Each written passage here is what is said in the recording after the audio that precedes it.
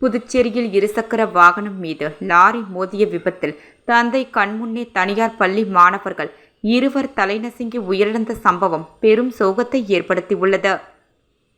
புதுச்சேரி தொண்டமாநத்தம் பகுதியில் வசித்து வருபவர் நாதன் சபாபதி.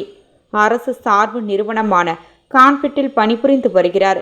இவரது மகன்களான 3ஆம் வகுப்பு படிக்கும் ஜீவா மற்றும் 9ஆம் வகுப்பு படிக்கும் ரூபேஷ் ஆகிய இருவரும் முத்திரையர்பாளையம் பகுதியில் உள்ள தனியார் பள்ளியில் படித்து வருகிறார்கள். இந்நிலையில் நாதன் சபாபதி வழக்கம் போல் தனது வீட்டில் இருந்த 2 மகன்களை தனது இருசக்கர வாகனத்தில் பள்ளிக்கு அழைத்து சென்றுள்ளார். அப்போது பொறையூர் உசுட்டேரி அருகே வந்தபோது டிம்பர் லாரி ஒன்று நாதன் சபாபதி இருசக்கர வாகனத்தின் மீது மோதி விபத்து ஏற்பட்டது. இதில் சம்பவ இடத்திலேயே தந்தை கண்முன்னே ஜீவா மற்றும் ரூபேஷ் ஆகிய இருவரும் தலை நசுங்கி சம்பவ இடத்திலேயே பரிதாபமாக உயிரிழந்தனர். இது குறித்து தகவல் அறிந்து வந்த வில்லியனூர் போக்குவரத்து போலீசார் விபத்து குறித்து விசாரணை மேற்கொண்டு வருகின்றனர்.